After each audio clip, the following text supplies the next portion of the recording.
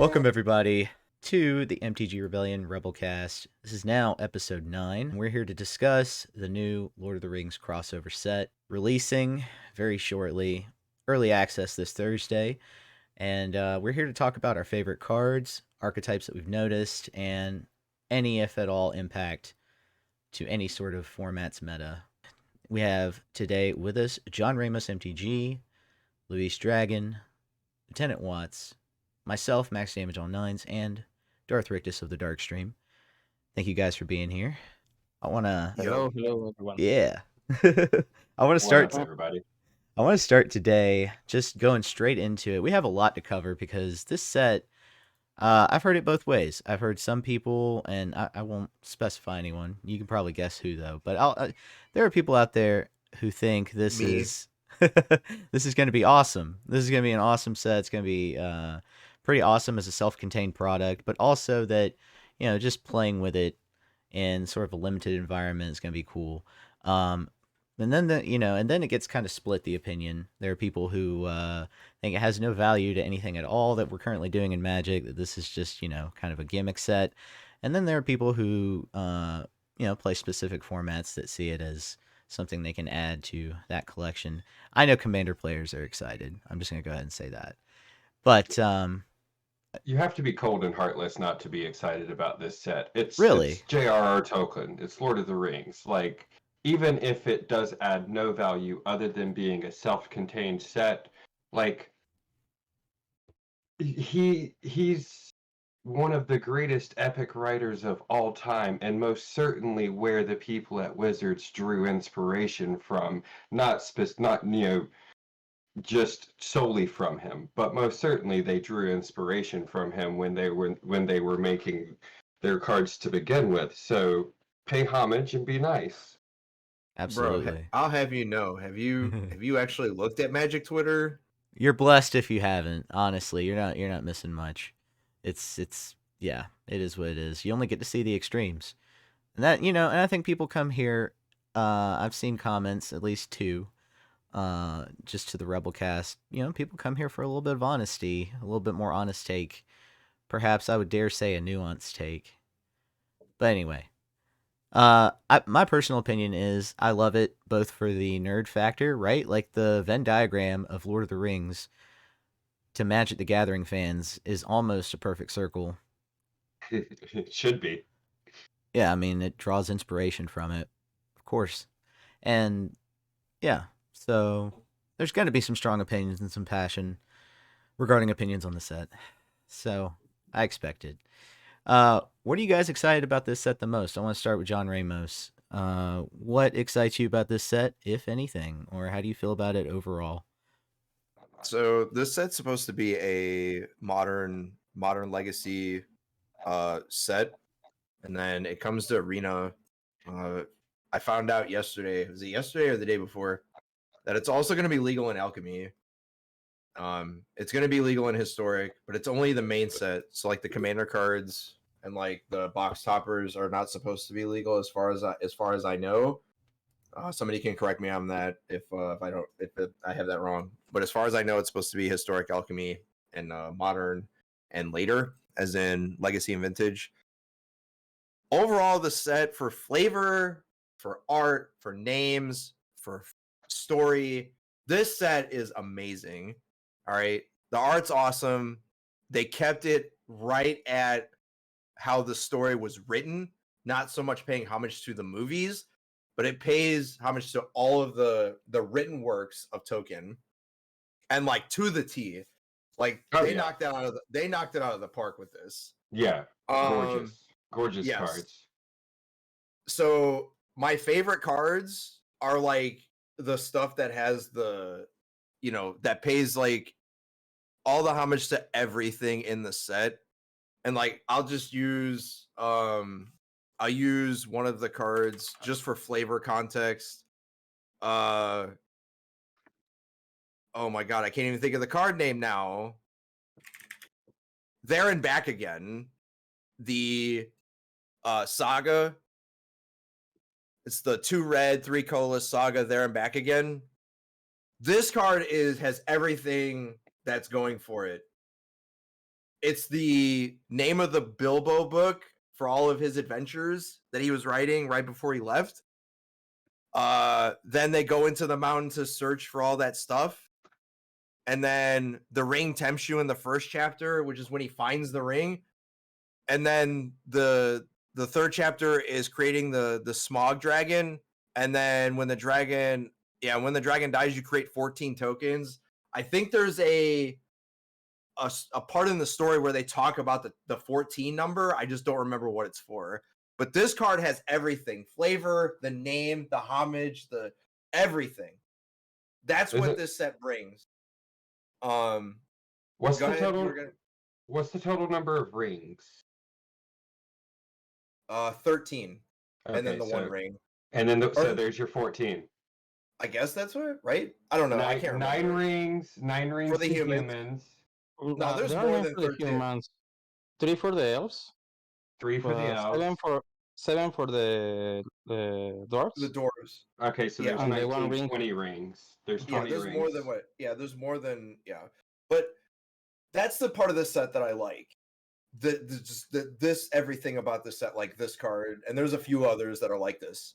The things that I don't like is this set is supposed to be modern, historic, alchemy, and legacy and vintage power. It's not here, man. All right, it's not. This set has standard written all over it, and there's maybe 5 playables in historic.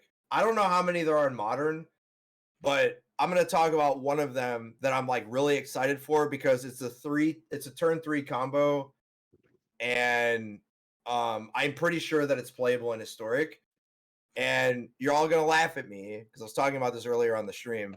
The Samwise Gamgee card. It's 1 green, 1 white, 2/2 legendary creature, halfling peasant. Whenever another non-token creature enters the battlefield under your control, create a food. Sacrifice 3 food tokens, or sacrifice 3 foods, return target historic card from your graveyard to your hand. So the way that you work with this is there's 2 ways. The first way I discussed, and I didn't think about this until after when I said Crucius, was the original idea was you have Sam, and then you have Woe Strider, and then the tie it all together, you have Cauldron Familiar. So what you do is you have Cat Oven, you have Samwise, and then you have Woe Strider. And then all you do is Woe Strider is a free sack outlet. You sacrifice Cat, all right? And then you scry whatever.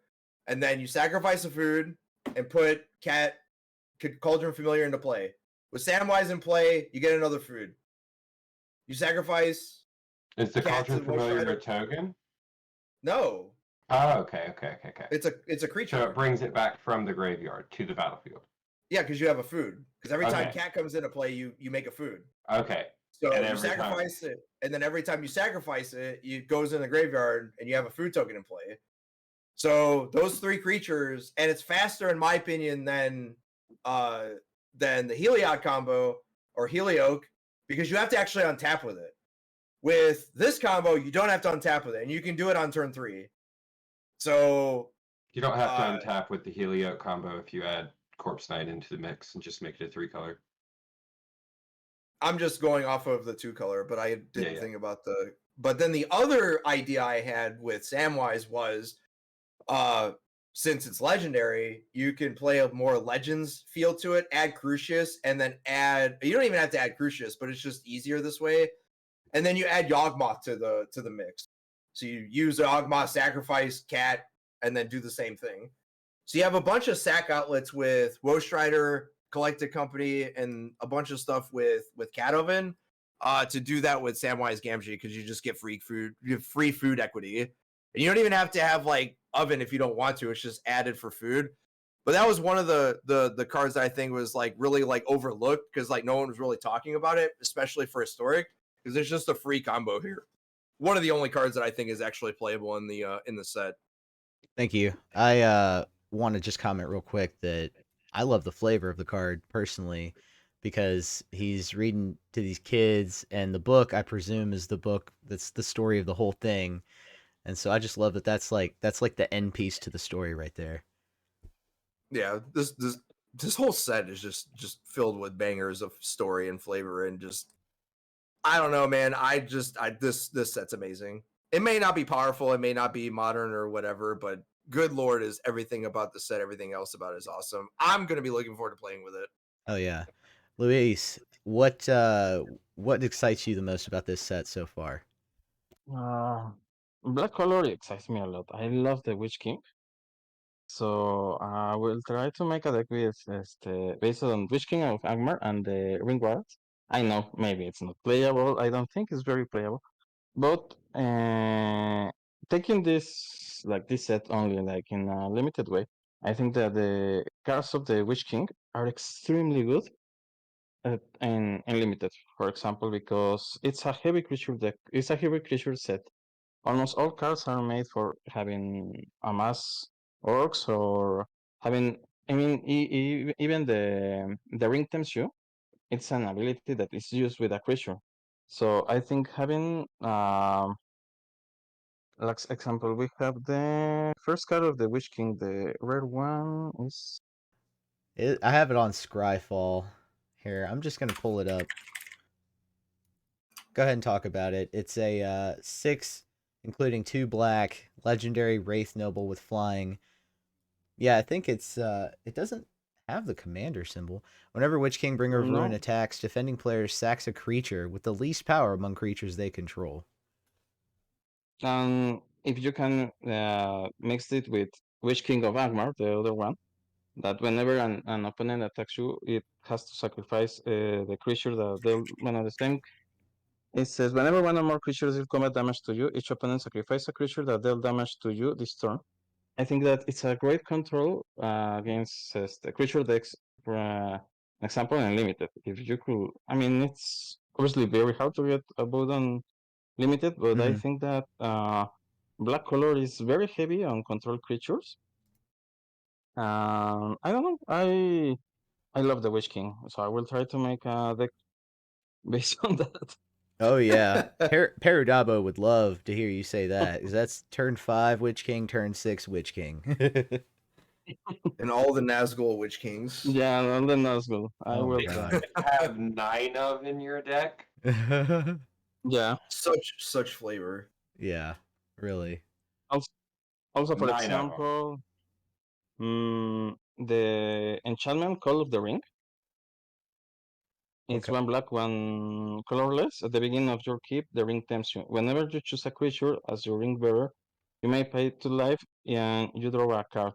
I have I was reading the ring tempts you, and it's only for 4 points now. Yeah, it's only Uh, 4 points on the card. Yeah, but I think that you the had it. It ring was a can black tempt card. you. Mhm. So I think it's a very good draw card. We have a very good draw card for black and for white. I guess it's the land that gives you the white land because normally white color has the worst draw. It's supposed to be, but the lands. Um, yeah, I mean, Asteroid. Yeah, Minas Tirith. I mean, I love the lands. Mount Doom, Mines of Moria, the Shire are beautiful. The art of all the lands, it's incredible. But Yeah, there's yeah, right there. I think that at least, for example, the Minas Tirith land, it could make be very useful in White's deck.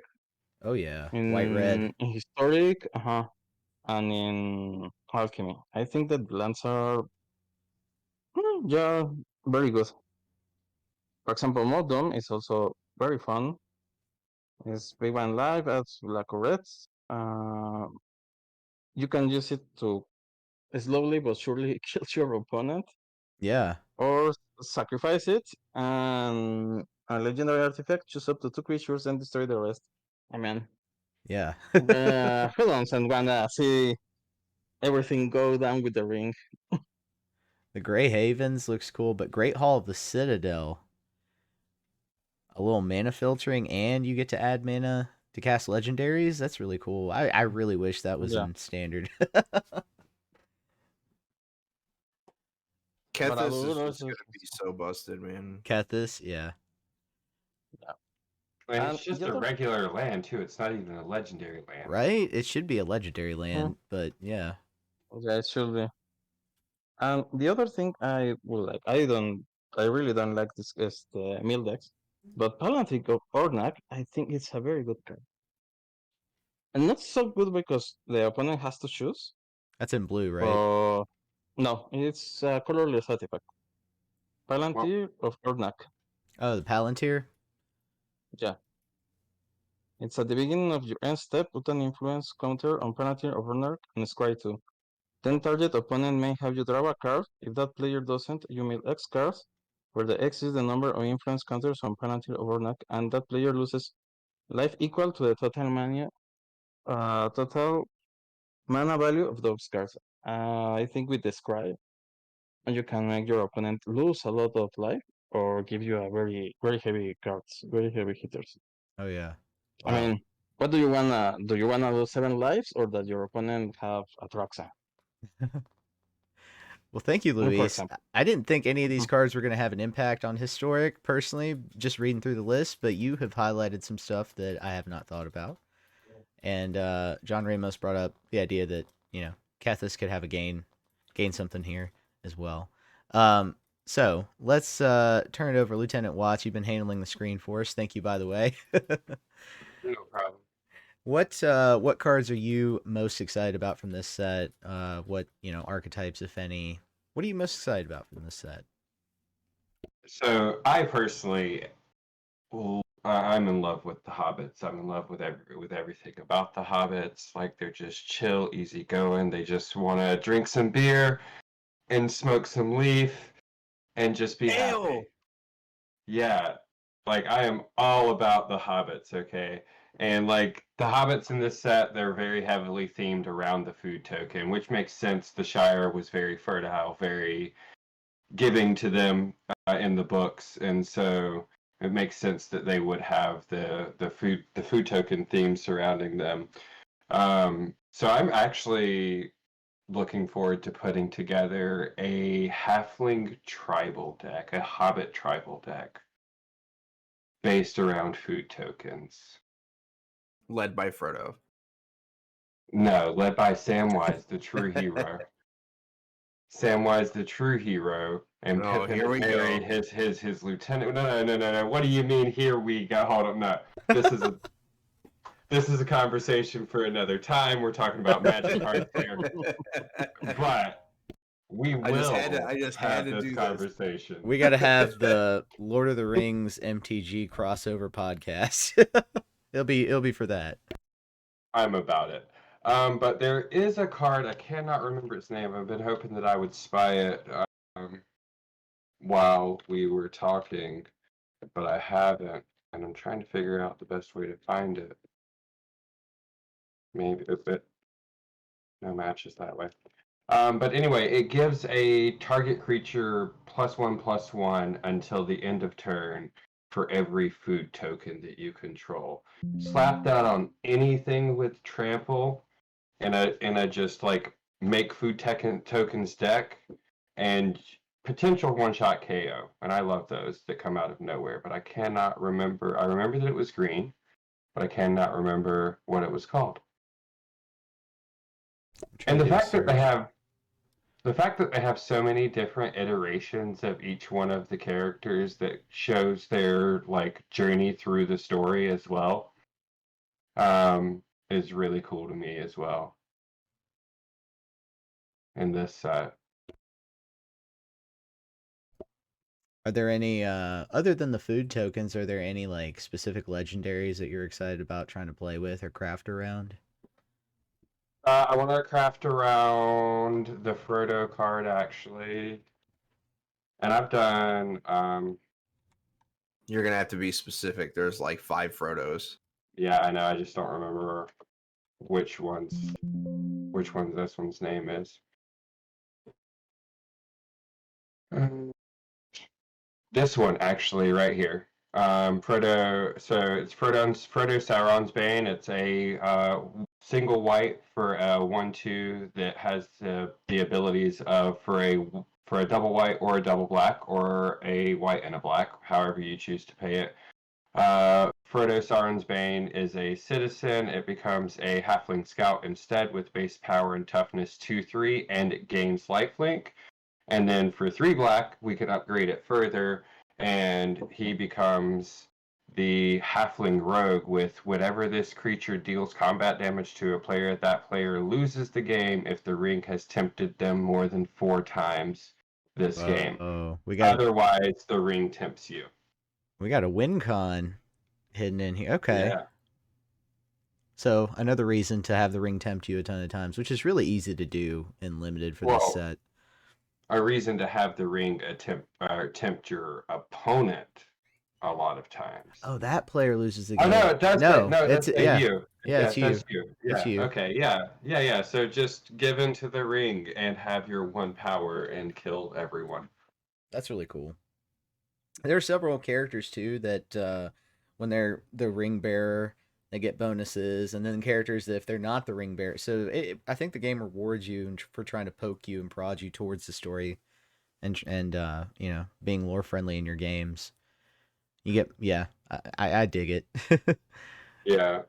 Right here, this guy, he gets a bonus if he doesn't get the ring, right? No, that's the other one. There's another one that's in white that, Faramir, like, I think, is one of them. Gandalf is Numbers. one of them as well. Like if he doesn't have the ring. I'm trying to well, that's what he was all about. That's what he was all about throughout all the books, right? Was like he couldn't have the ring because he was afraid that it would corrupt him and then have Yeah. like access to his power. He understood how powerful he was, Yeah. and also understood how weak he possibly was. But thank you. Thank you for sharing that with us. The card that I want to build around is Aragorn the Uniter. At least in a limited or sealed. Like if I can pull it, I want to make it work. Giving you a bonus for each of those colors. I don't think 4-color is too much out of the question. And there are some cards that definitely make 4-color decks possible in the set, aside from lands. So I think that's a huge possibility. But if I wanted to really be realistic about a draft or a limited environment, I think one of the archetypes, and this is a good time for me to bring up what the archetypes are. There's let's see here. There's 10. No, 3, 6, 9. Yeah, 10 archetypes, all of them dual colors. So you can kind of guess what they are. But one of the ones that we were already talking about, the green-white food archetype, there's a white-red humans go wide archetype that I think has a lot of promise. There's some cards in the red color scheme, some legends in there that make it really easy to go aggro. And then the other one I'm thinking about is red-green with the Ents, where you're rewarded for having creatures that are 4 power or more, and you get some Ents out on the cheap. But yeah, the one that I really want to see happen, and that I see as really the one that is going to be the most powerful. My prediction is going to be green-blue elves with Scry.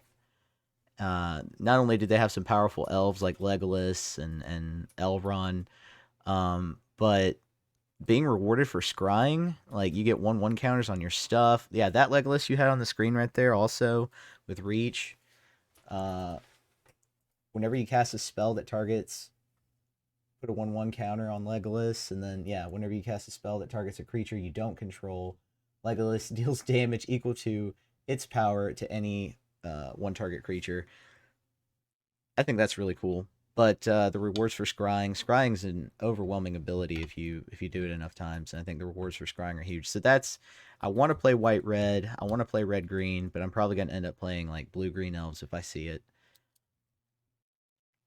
What Darkstream, Darth Rictus the Darkstream? What are you looking forward to in the set? What impacts, if any, do you think any of these cards are gonna have on Historic? I mean, I went through the whole spoiler this afternoon, and what stood out to me, first and foremost, Rise of the Witch King. out of the Golgari colors is really, really strong. I expect to see people using that to cheat everything from Atraxa to Portal to Friction to play. Um, it's pretty Oh wild how strong it wow! is. For 4 mana, what? Yeah, I think it's the front runner of the set for personally. Best uncommon in the set, no question. Maybe. Here's the other one. Reprieve for 1 and a white. They gave Remand to white. I have no It's idea why. it's better than Remand in my Yeah. opinion. I was gonna highlight this card if you weren't, but yes. Yeah, this is going to give blue-white control way too much action. I expect to see a massive uptick. It was already really good in Historic. This is exactly what it wanted. So I expect to see that get played day one of Historic. Mount Doom, the land. I can see Rakdos midrange wanting to play like one of those because those games get very grindy. Those mirrors get really grindy. And it says choose up to 2 creatures. Again, you just pick your Shieldred, one other card, boom. You wipe out the whole other side of the board, or you can ping him to death as the game goes on. I don't know if the life loss is too much of an issue, but if it isn't, I expect one of these in Rakdos mid-range lists. And last but not least, Flame of Anor. Am I pronouncing that right, Lt.Watts? I'm sorry, I was momentarily distracted. Say that again. Flame of Anor? Flame. It's an is it? Anor, yeah. Yeah, is it Wizards got a mini cryptic command with this? Like it doesn't counter cards, but you can do a lot. Like that list already has all wizards, so you're getting both modes pretty much every time. Whoa, that is a deck. Right. Okay. This guy So- here is Smexy. I love Gandalf the Grey, but a little too costly for what you're trying to do. That's Oh the no, issue. yeah. All the Gandalfs are overcosted. Yeah. Boromir, Warden of the Tower, is a natural slot in for humans lists right now. Its static ability is exactly what you wanted, and the activated ability can be quite relevant as well. Mm. So these are the cards that I think are the top 5 out of the set. There are a few others that have weird little combos, like Elven Farsight plus Door of Durin means you can set up some really weird wombo combos. Elven Farsight allowing you to scry and place the creature where you want it. Door of Durin allowing you to attack with any other creature and then just flip that card off the top of your library that you just scried there. And, flip an Emrakul into play or something. You can go a little nuts with it. I think out of all of those, Reprieve was the biggest surprise, and I immediately thought of Azori's Control, of course, but Yeah. I found the card I was talking about earlier. It was actually a white card. oh, East Farthing East Farthing. Farthing Farmer. Oh my god, you're gonna have so much fun drafting this, aren't you? I am. Let's I say, am. 'cause I don't think it's gonna be good enough for constructed, but man, food tokens and draft, there's gonna be that archetype, and Oh, it's gonna be yeah. a lot of fun. Yeah. I'm also buying this set in like paper. Like this is going to be my first paper investment since I've started playing Magic again. That's really Yeah. cool. I think it's actually relevant that you do, because there's a lot of commander like bangers in this set. Yeah. There might actually be some investment value here, like some specking or whatever. Whether there is or isn't in the financial side, I mean, my Yeah, this set practice is whenever you yeah. see an amazing set, I just pick up a box because at some point in the future, if it was fun to draft, like 5-10 years in the future, I'm gonna want to crack a box with the homies, and all 8 of us just sit down and draft and have a lovely evening. Draft Lord of the Rings.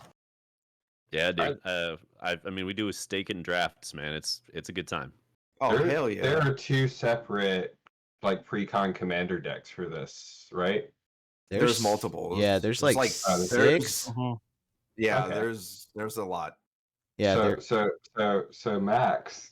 Oh yeah, I was about to say, this and the Doctor Who sets are for me a possible re-entry into paper and entry into Commander, because I think Well, that's what I was gonna say. Was we Yeah.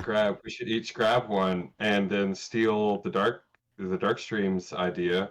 We'll have us a stake in Magic Night, and there you go. like I need a Might reason to even eat just- steak. Nick, This is my suggestion for a team building night anyway. Stake and draft. Yeah, that would be good. make IC PJs get a deck too.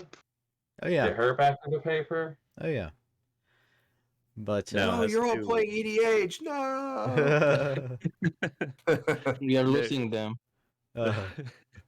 So there are a couple other cards worth mentioning really quickly. Delighted Halfling is a poor man's Cavern of Souls.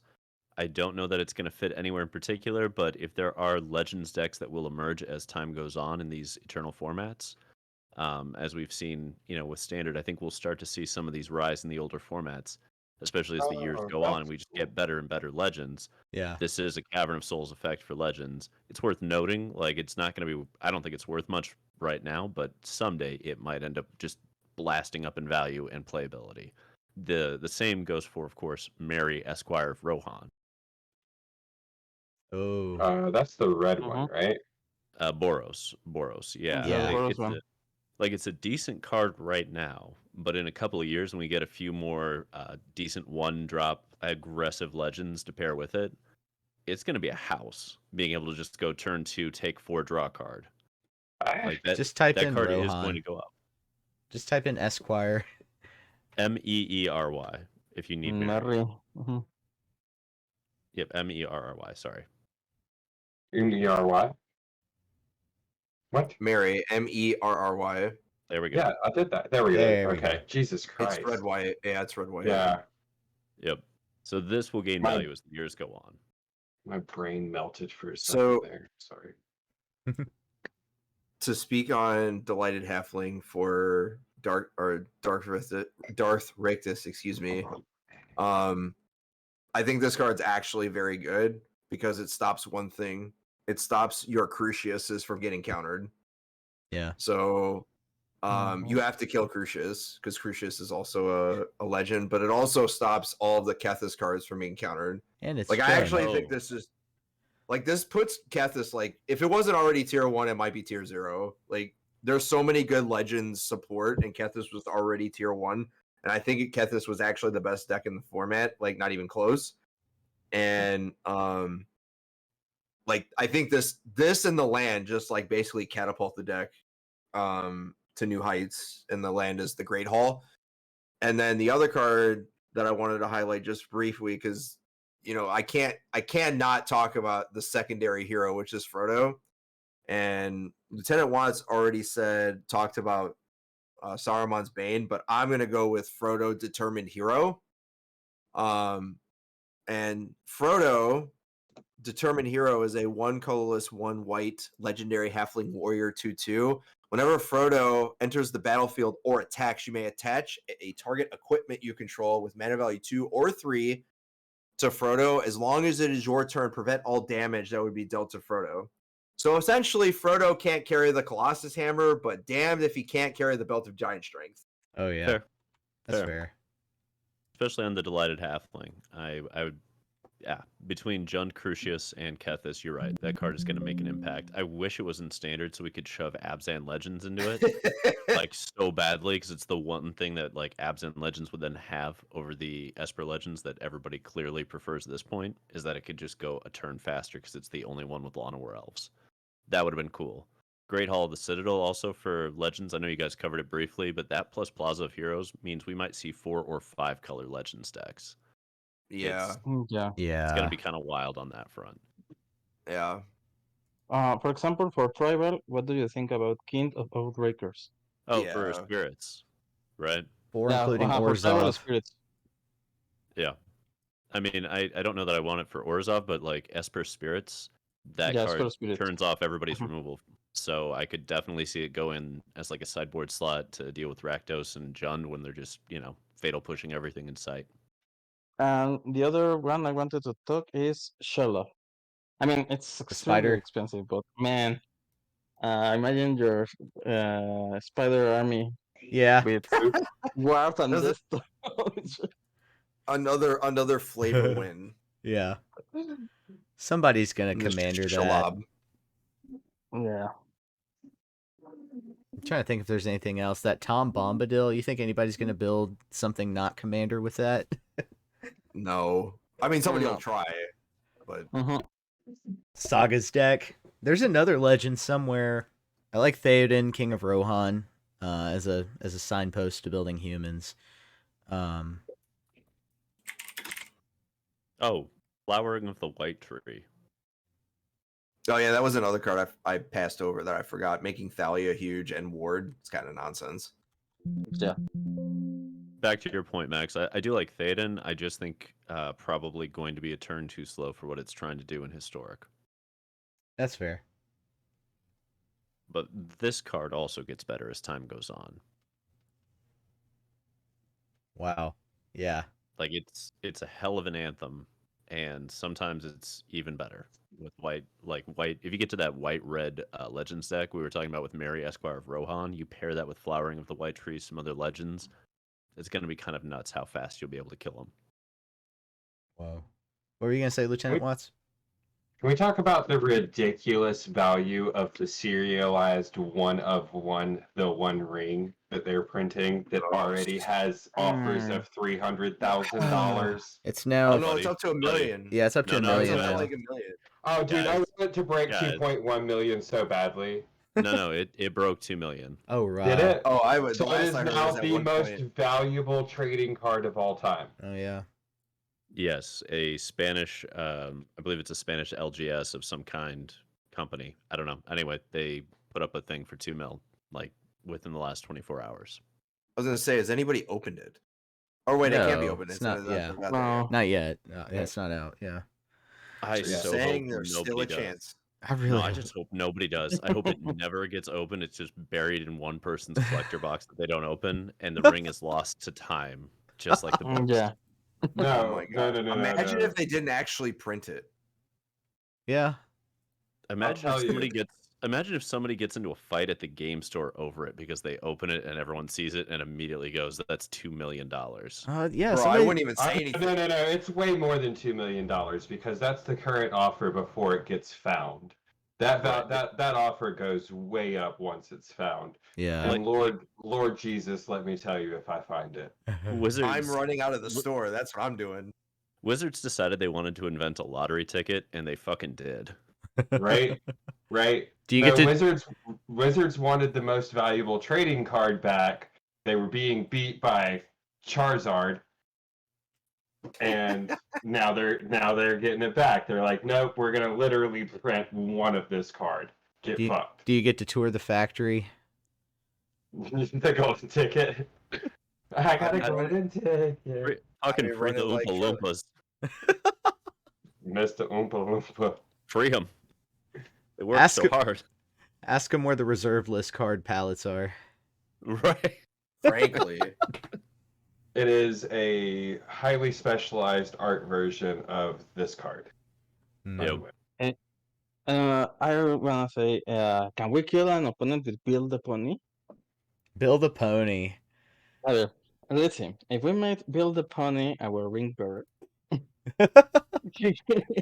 he cannot be mean, there- blocked unless by creatures by one There- and one power. There is a 2-card kill with the One Ring in an eternal format. Oh yeah. There it Yeah, is. it's an enchantment that twiddles, so it just discard a card to untap an artifact, Oh right? god. So you just keep untapping it and then drawing, and you can draw your whole deck right then. Oh my god. So all you need is any other combo, and boom, you're done.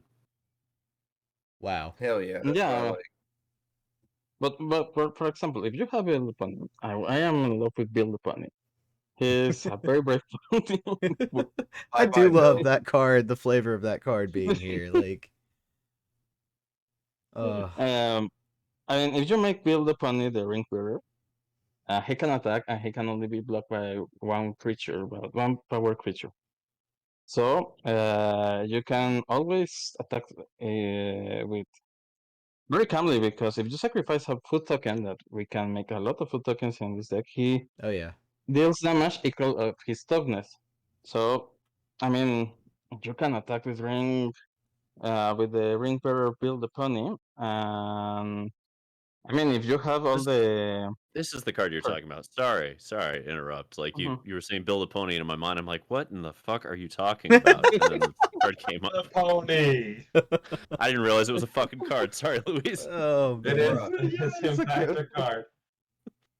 it's a pony, but I mean, you can, if the opponent can't block, you can do 4 damage, And it's like because it's a ring bearer, you can, depending on how high you are under the tempting thing. I mean, you can do 7 damage for attack and Oh, draw a you're card. right. And it'd be very hard to block Build a Pony because it has only 1 power. Bill the pony, the real hero. And the killer of everything. Hey, it's a The true Dark horse. Lord. Put him in the deck with Shadowfax. Oh, Yep. right? Right? Shadowfax is ridiculous. I mean, It for is horse- legendary. Uh-huh.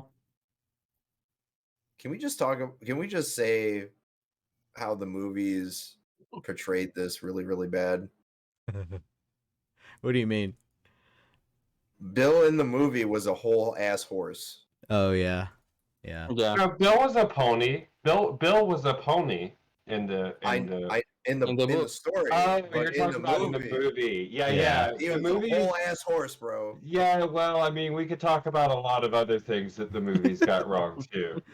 I like But- this card we happened upon next to Build a Pony, the Battle of Bywater.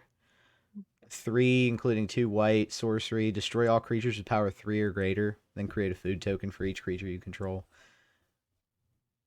Oh, That'd be good for your food token deck. I know. Yeah. That's why I got real excited. Jankety jank jank. All right. Definitely a lot of stuff to All get excited about. I really like some of the equipments in the set as well. But overall, for me, is the artwork. I think they did a great job with the artwork, keeping They did. a balanced medium between like staying away from movie depictions, but also like balancing that with what we expect from reading the books. I think they did a great job in a lot of cases. And over 90% of the artwork is like just excels, is really good, and the rest is just mediocre, what you would expect on a common. But a lot of these like legends and mythic and I mean, look rare at cards this. look good. Dawn of New Age. That's just a pretty card. Yeah, It's just Yeah. A lot of these cards are just a pretty card. Like a lot of them are just pretty cards. and I Yeah. really like that they kept true to the color schemes of Magic with the lore. Like they did a good job with each color depicting it according to the lore. Yeah, I feel like Yeah. I feel like they did a really good job with that actually. Which I was Mm, not surprised by. I feel like they had to get like on the lore side of things, they had to get a lot of things right here for there to be even a remotely satisfied audience who were large Lord of the Rings fans. Oh yeah. And I feel like they did a good job. Oh yeah. Well,